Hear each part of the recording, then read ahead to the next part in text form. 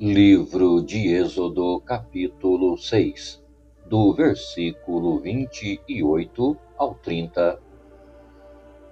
E aconteceu que, naquele dia, quando o Senhor falou a Moisés na terra do Egito, falou o Senhor a Moisés, dizendo: Eu sou o Senhor.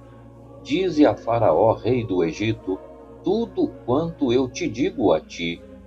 Então disse Moisés perante o Senhor: Eis que eu sou incircunciso de lábios. Como, pois, me ouvirá Faraó?